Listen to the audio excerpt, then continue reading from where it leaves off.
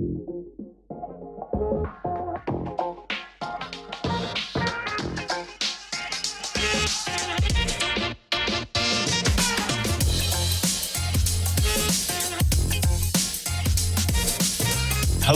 everyone. This is your host, Akil Jabbar, and welcome back to another episode of SaaS District. In today's episode, we'll be talking about how to establish authority and build a loyal audience as a tech leader. Today, we have our guest, Dr. Yaniv Zaid, joining us. Dr. Yaniv Zaid is also known as Dr. Persuasion. He is a lawyer and economist, also a provider of business and media consulting to companies and organizations, and a requested and highly experienced lecturer on the topic of improvement on speaking, marketing, and persuasion abilities. He's also the number one best-selling author on Amazon with his latest book called The 21st Century Sales Bible, which we'll talk about today. And in 2003, if you guys didn't know, Dr. Zaid ranked number 3 in the worldwide list of public speakers. So super excited to have you on the show today, Winnie. Welcome. Thank you very much, Akil. I'm very happy to be here. I heard lots of your chapters, of your podcast, and I enjoyed very much. So I'm honored to be here.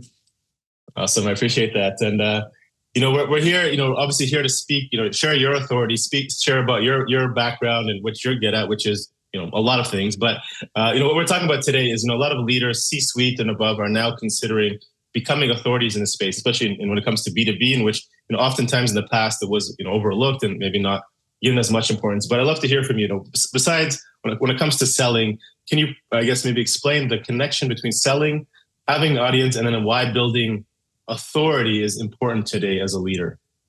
Yeah, it's very important to be an expert, to be considered as an expert today in the industry, especially in the tech industry, because when you're an expert, few things happen. First of all, people pay you more. People are willing to pay you more. When we buy something, it's a brand, and we're willing to pay more than the same subject from a different company.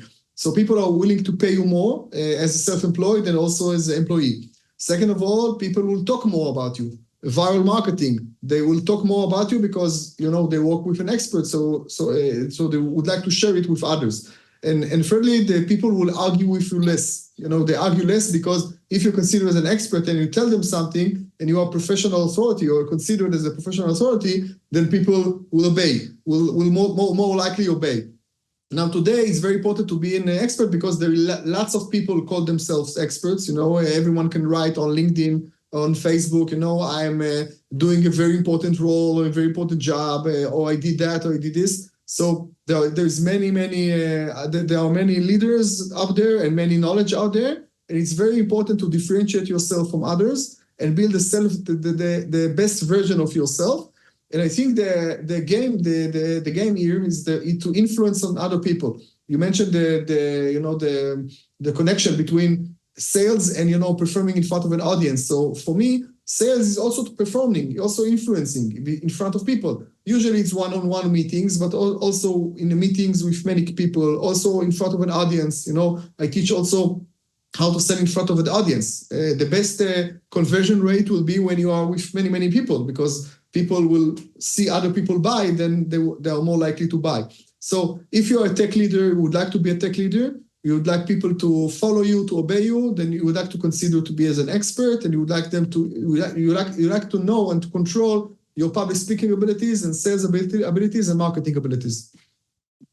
And would you say that, everybody should be, is this applicable to everybody, so that they should be, building an authority online, or do you think this is, for a specific few? Like, how would you decide who? I think today in 2024, we have two identities, one offline and one online. But if you'd like to promote yourself, if you'd like to get better salary or better income, then you need to have both, improve your offline identity and your online identity. You can't not have LinkedIn account or Facebook account or TikTok account at all. It's okay not to be relevant and active in all of the platforms, but you need to have the platforms, you need to have identity there. People need to see you, to know you. If you write something, there is a principle, it's called social proof. If I talk about myself and I say about myself that I'm an expert and I'm very good at what I do, it doesn't sound objective. It sounds subjective because I'm talking about myself. So obviously I'm going to speak highly of myself. But if I will write down on LinkedIn, on Facebook, and I will show some evidence things I did, accomplishment, achievements, education, certificates, diplomas, testimonials of clients, etc., then people see it on my LinkedIn, on my Facebook, and they consider me as an expert. And the difference between someone just saying about himself that he's an expert or actual expert is the evidence. I can prove it. I can show you that I lectured in front of people. I can show you that I have big roles in big companies, that my clients are Fortune 500 companies, etc. So this is what makes me a leader. So I think it's very, very important to have the online identity, and you need to invest in it, and you need to show your knowledge there, and you need to educate your market that you are very good at what you do. I think it's essential today in 2024. And that's the first piece to talk about, which is identifying what is actual expertise and what you've done and your actual track record. So people maybe who are looking to start building, maybe this is new for them, or in the early stages, so they have all this maybe background expertise, but in different areas, but it's disorganized. What are some ways you can maybe share with them advice on how to get started on becoming an authority or influencer in the space? First of all, to identify who they are, what their unique perspective is, what is their specific knowledge, what they can contribute to others, because we are all great, everyone can be an expert, everyone has a unique voice, and we need to share our unique voice. We don't need to be others, there is only one like us, and we need to be the best version of ourselves. So first of all, the work begins inside to understand what I want to do, what I would like to accomplish, what are my perspective, unique perspective, etc. And then I need to gather people who would like to hear my knowledge. I need to identify my target audience, who I would like to talk to, if I would like to work in companies, which companies are suitable for my values and for my skills. If I would like to have employees, which employees would I like to hire in order to move them to action and to lead them. And you need to identify it. So it's much preparation. People don't like to prepare, let's start. But before you start, before you just put yourself on Facebook, on LinkedIn, online, offline, you need to prepare yourself, establish who you are, establish who your target audience is. And then you need to identify your messages. And preparation is the key. Preparation is the key because once I know where to go, then probably I will get there. And I would like to, I maybe have a vision, long-term vision. Where do I want to be? Where do I want to go a few years from now? Okay, which job would I like to have in the tech industry? If people will know me as an expert, what should they know about me? Okay, expert in what? Because I can't be expert in everything. So after you identify it, start creating a good content in many platforms and start talking about it and start introducing yourself as this kind of an expert, and then people will follow and your community will grow. Very nice. So, on one side you have, selling and building authority to new prospects or clients into the external world to, generate sales. And then maybe, there's a spot of, internally as a tech leader, you also have a team and you have shareholders and you have people you're always communicating with, and you're trying to, build authority and trust so that people, take action on your message, right? So do you have any advice for maybe leaders maybe struggling with getting their message, more importantly, their vision, and then, behind that vision is, get some execution so that they can communicate it, the client, the team hears it, and then they actually act upon it? Yeah, so first of all, I will say lead by example. Lead by example because 2024 people don't want to get, just orders. You should do it because I said so, because I'm your CEO or I'm your superior. So lead by example is you need to work hard, you need to be persistent, you need to walk the talk. If you expect people something, that you need to follow your own expectations and you need to act accordingly. Lead by example is very important. Second of all, we mentioned social proof before. People follow authority. So for example, if you have an experience, let your employees know about your experience. So if there is now a meeting, and I would like to share them, to let them do something, okay? And I tell them, 2007, when I worked with, on Google, and we did a project like this, and I also led the team, and I can tell you that we had a failure there, but we fixed it, blah, blah, blah. So I talk about the case, but actually what I mentioned is already, 2007, I had lots of experience, and I've been doing it for 20 years, and I worked in Google. So actually, I show them many evidence that I'm very good. Now, social proof is at the subconscious level. It's not at the conscious level. I'm now bringing it to the conscious level, but actually, I'm talking about myself. So when I say, for example, I have 20 years experience, what do I actually say? I say that I'm very good at what I do. Otherwise, I wouldn't have done it for 20 years. I say that I love what I do. Otherwise, I wouldn't have done it for 20 years. I say that people love me and they respect me, because otherwise they won't give me the promotion. I say that I already failed elsewhere, so this is why I know what to do now. Okay, so all these things I didn't say directly. I didn't say, well, look guys, I'm very good at what I do. I'm an expert. You should listen to me. I know what I'm talking about. You don't know shit. Okay, I'm not talking like this. I'm just telling them stories, and by the stories, it's like soft sale. I convince them, I persuade them by letting them know how good am I without actually saying this.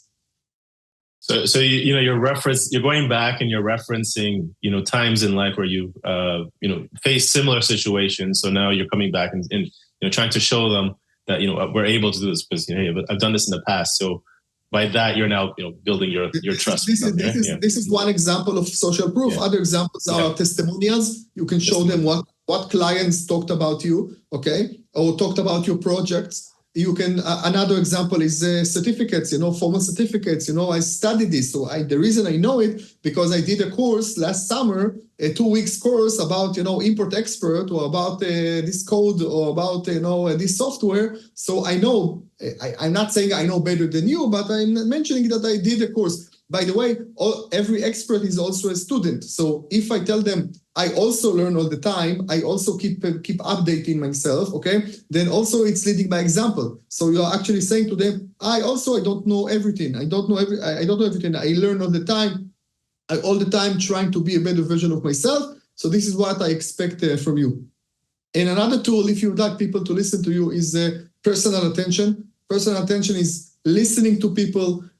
Part of leading by example is also listening to people, hearing them out, not just a meeting where I throw orders, and people are supposed to obey, or I do all the talking. It's a conversation. Listen to people, even if you already have the decision, okay? Or you already know what they're planning to do. Listen to them, respect them, treat them as if they are very important. Be not conservative. Try to change your mind occasionally according to what they say, and then they will respect you. Open-minded. On one. So we talk about establishing expertise. So now it's okay. I'm an authority. I'm an expertise, and now I am. But it's just me and myself. I know I have all this knowledge. I've had this background. I've had this experience. I've done all these accomplishments. But now it's we're talking about how to actually influence people and get people to take action. I guess that's the point of sharing this knowledge with others, is you want them to be aware of this problem, and hopefully they're like, hey, I identify with this problem, and maybe you have a solution that we can work on together because this bothers me as well. But there's also a lot of noise, and there's a lot of billions of dollars spent in this world trying to capture everybody's attention right now, especially on all these different social media platforms. So how do you what are some maybe strategies or tips that you can suggest for people to reduce their distractions and then remain focused and stand out from their environment? Well, first of all, we mentioned already preparation. If you prepare yourself for conversation or for meetings, then you can be very focused on what people want and what people are willing to listen.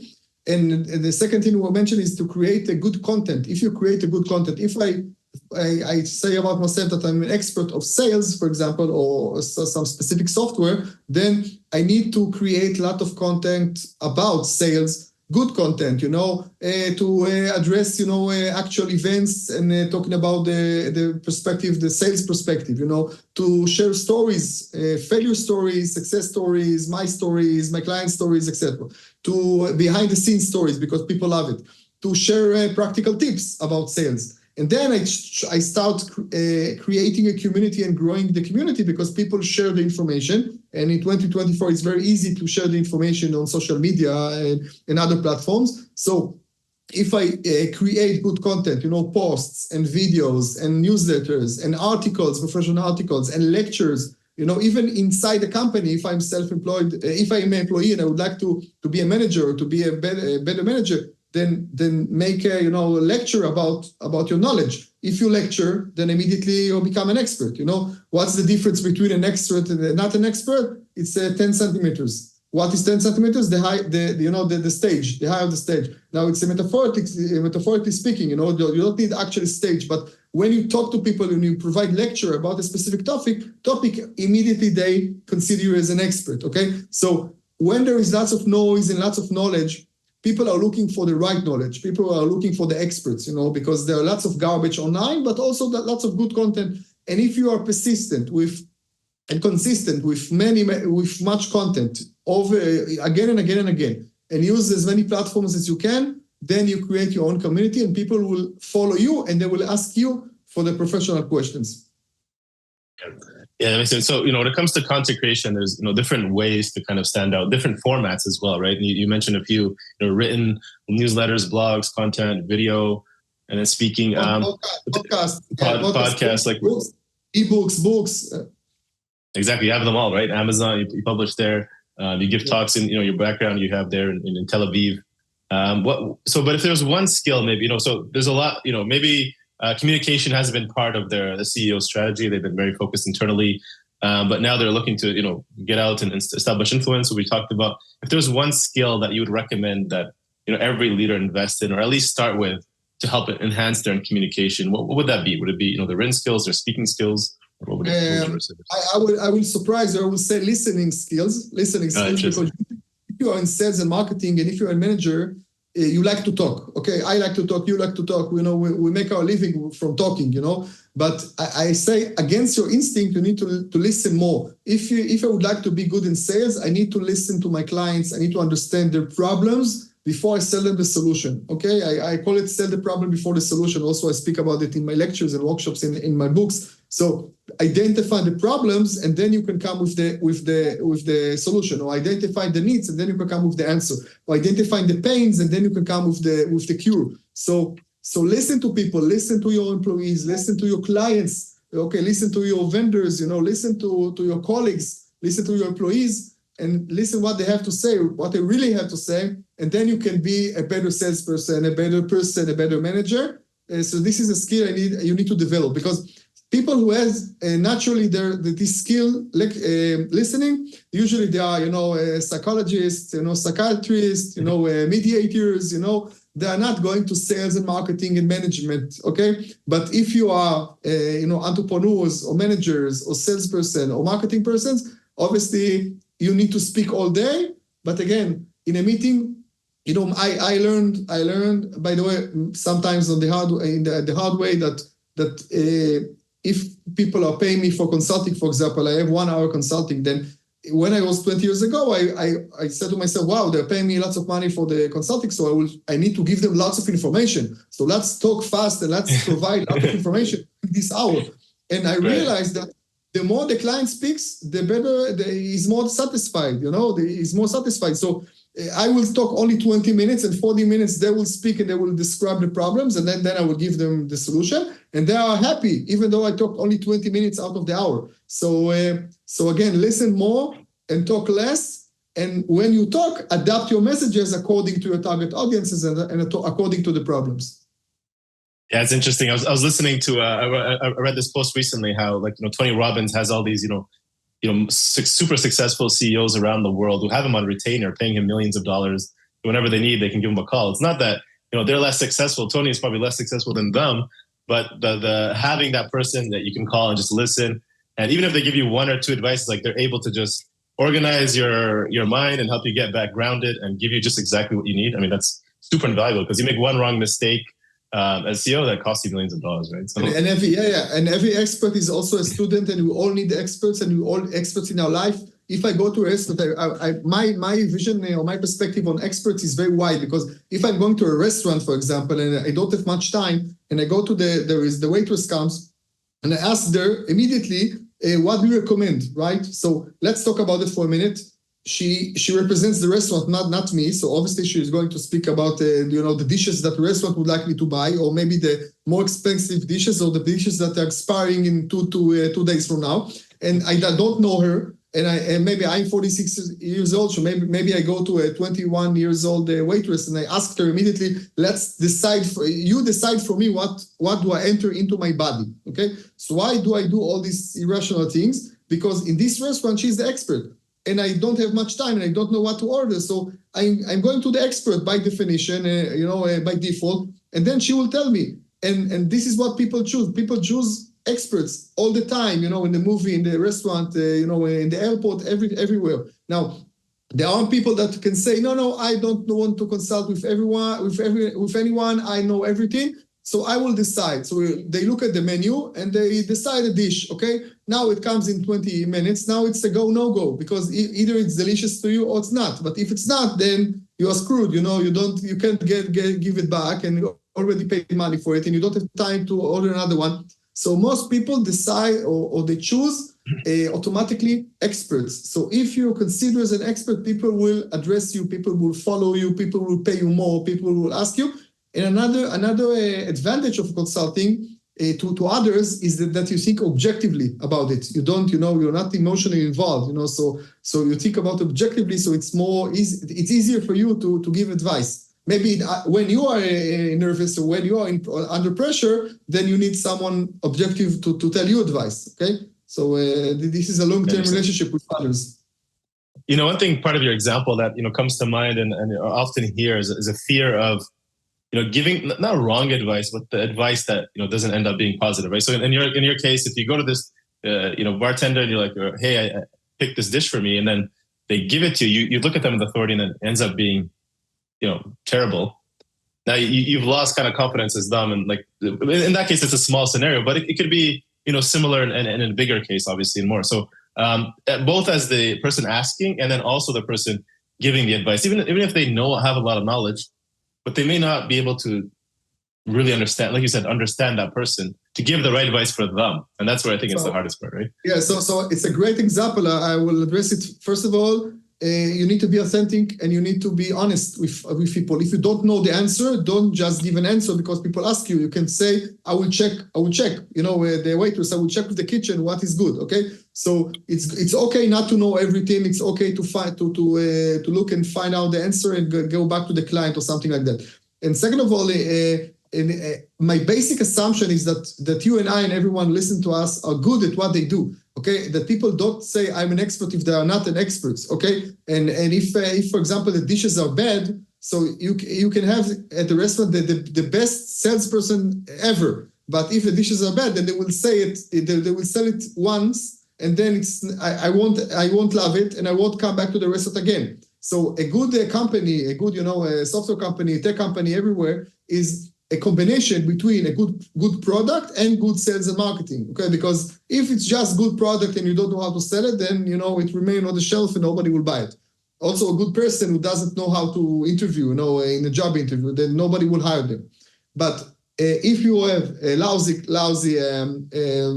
product and very good sales, you can't maintain it for a long-term relationship. And I'm talking only about long-term relationship. In a long-term relationship, you need to be an expert. You need to be good at what you do. You need to be honest with your clients. You don't need to know everything. I always say, be Batman and not Superman, because what's the difference? Because they are both, Batman and Superman, they are both superheroes and they both look like human beings, right?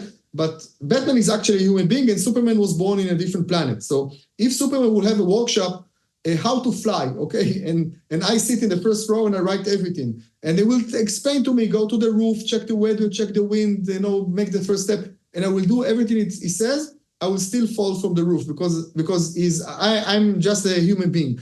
But Batman is an ordinary person who developed not ordinary, a unique skills, So if Batman says to you, well, I'm like you, I was once like you, I even have a war story because my parents were killed when I was young, etc. And then I developed skills to fly and I teach myself and I taught myself, so I'm going to teach you now. Then I have more identification with him. I would, be aware of what he says. I would like to follow him. I would like to learn from him. So you don't need, if you are C-level managers in tech, you don't need to be superheroes. You don't need to know everything. You don't need to know everything.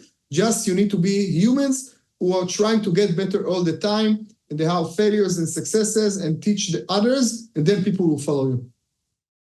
Yeah, that makes sense.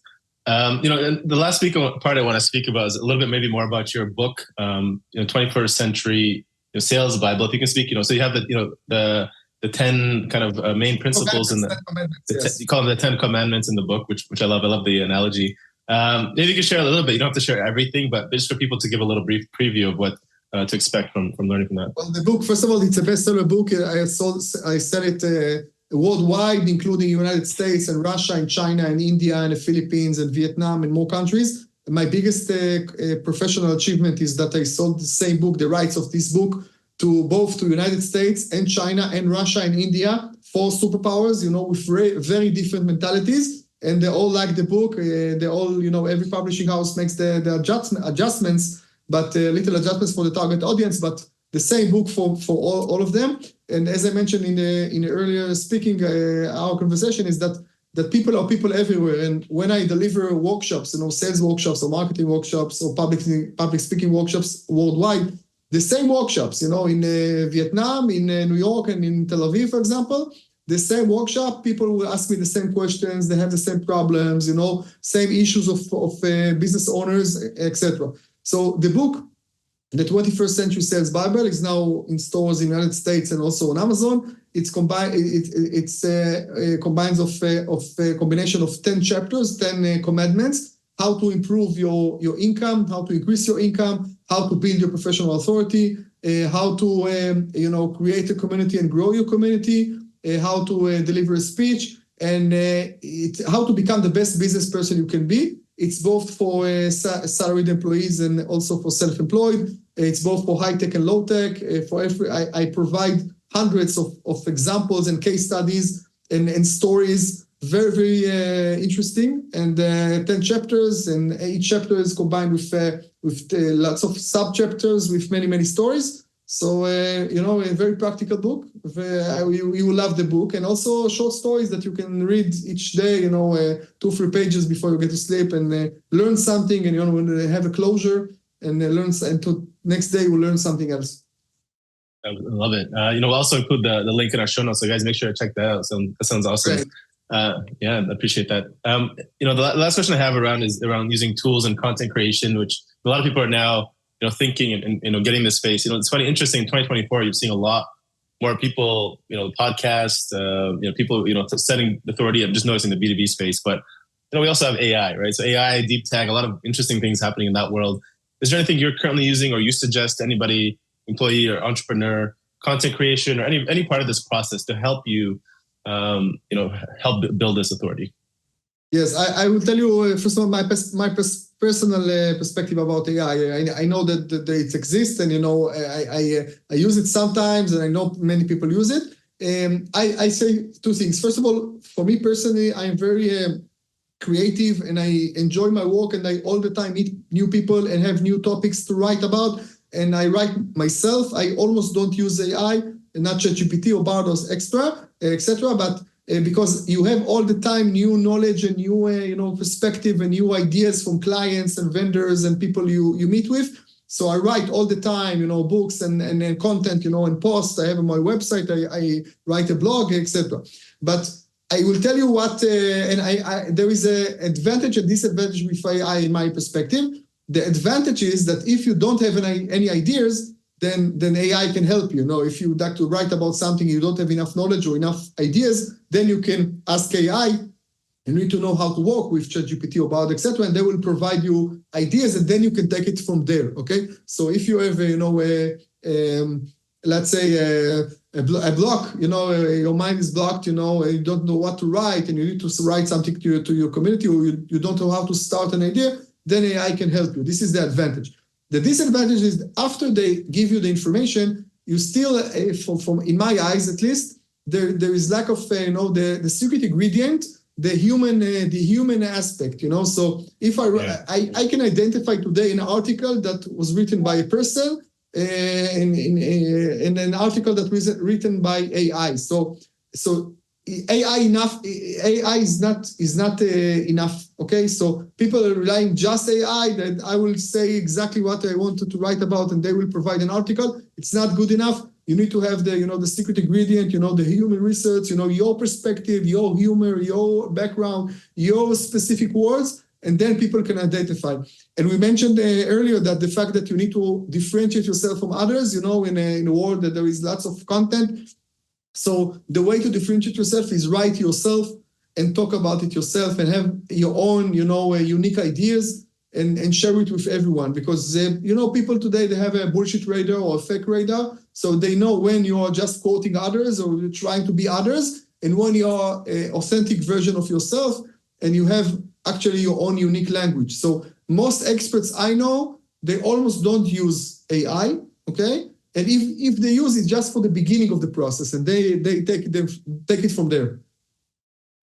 That makes sense. Yeah, I can see that. I mean, you notice that in most copy nowadays. Most of it, at the beginning, I think it was powerful, but I think it's gonna get harder and harder to be able to differentiate. So yeah, I agree.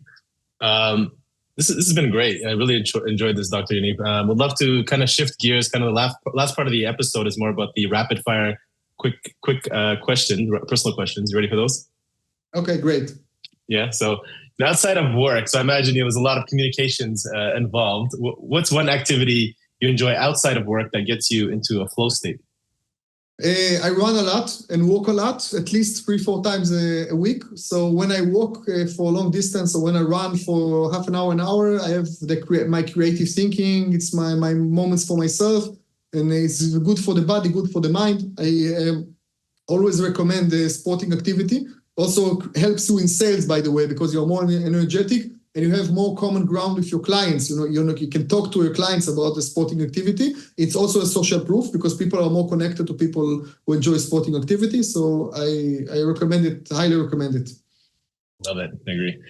So you have over decades of experience here. But if you can go back and if you had one piece of advice you wish you had known, you would tell let's say your 25-year-old self, what would you say to them?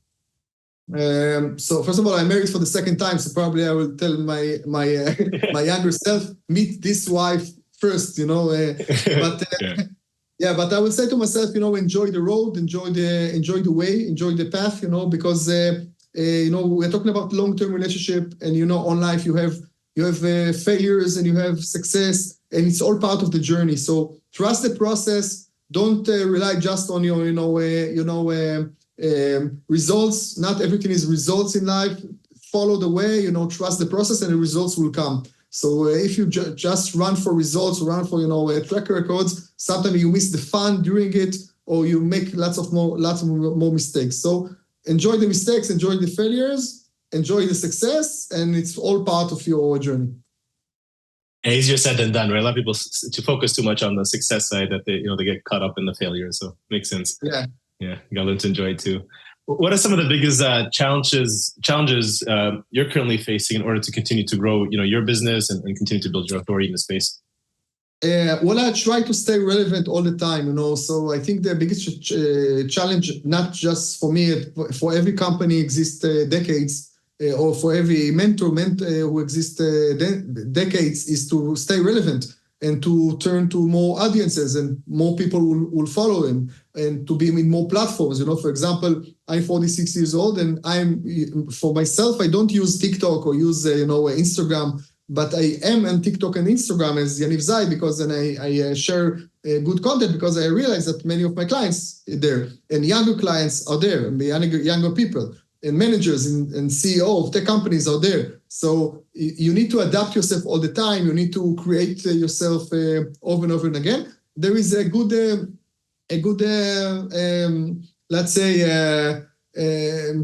good thought and bad thought. The bad thought is that you always need to market yourself. You never, if you stop marketing yourself, then people will start forgetting about you, and into this vacuum, more your competitors will come. But the good result is that there is a way to do it. There is a formula. So if you do it again and again and again, you create yourself all the time, and then you grow your community and you get new clients. So the biggest achievement or the biggest challenge is to stay relevant over the years, and to get more people to know you, even if they are 20 years younger than you. Love it. Makes absolute sense. Who or what would you say are some of the best 3 resources? This can be books, or other mentors or people you follow in the space who you'd say have been most instrumental to your success over these last few years? Well, I don't have just one because I learned from many, many mentors, and I learned from many professionals like politicians, like stand-upists, like, lecturers, like, CEOs. And I can name few, for example, Jerry Seinfeld, the stand-upist, Brandon Bouchard or Arv Aker, the mentors, Gary Vaynerchuk, the social media guy, even politicians like Trump or Obama. I learned many, many things from them, what to do, what not to do. It doesn't matter what my opinion is, but I look at people who talk in front of people. I look at people who lead other people. I look at people who succeed in their life. And I ask myself, what do I want to learn from them, what to do or not, and not what to do. So I don't have one mentor who I follow, for decades, but I all the time, every expert is also a student, is first a student. So I try to be, all the time a student and to learn from others, and to get inspired by many, many people. Love it.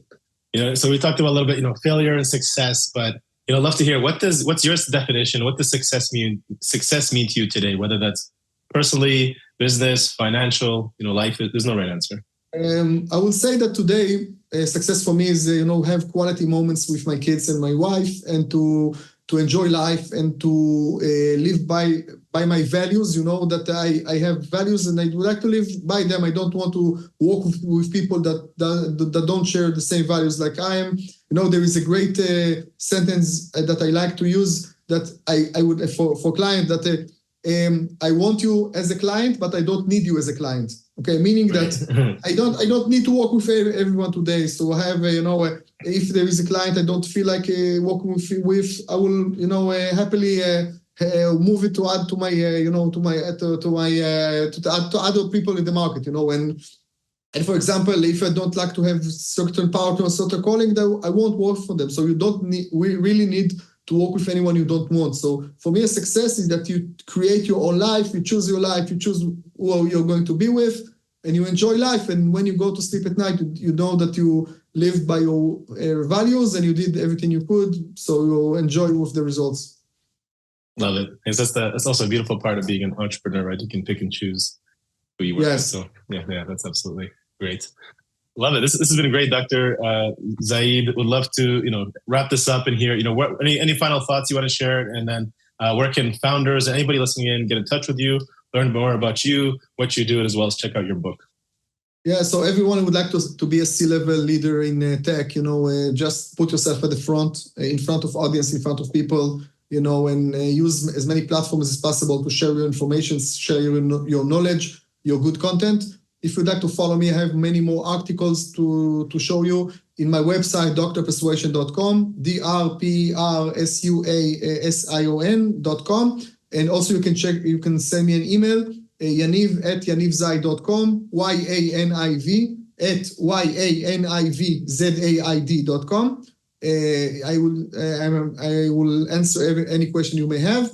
And also check my website and my book at the 21st Century Sales Bible on bookstores, on Amazon, across North America. And I will be happy to answer any question you may have and be in touch and provide more knowledge. If you like this 40 minutes, then you probably enjoy my other videos and books and lectures. Absolutely. Love it. It's awesome. And we'll make sure to put all those links in our show notes. Make sure you guys check it out. And thanks again. I really appreciate this and enjoyed this episode. Thank you so much. Thank you very much, Akil, and very, very happy to be, very honored to be on your podcast. Thanks. Thank you. Cheers. Thank you all for watching this episode and joining SaaS District today. Don't forget to like, subscribe, and hit the bell for future episodes where we interview top leaders in the SaaS industry. If you're a SaaS company looking to grow and unlock the true value of your business, get in touch with us at Horizon Capital, and myself or one of our consultants will provide a free assessment to help you get there and hit your goals. If you have any feedback or suggestions for this podcast, please comment down below and help us improve our content for you all. Thanks again, and see you on the next one.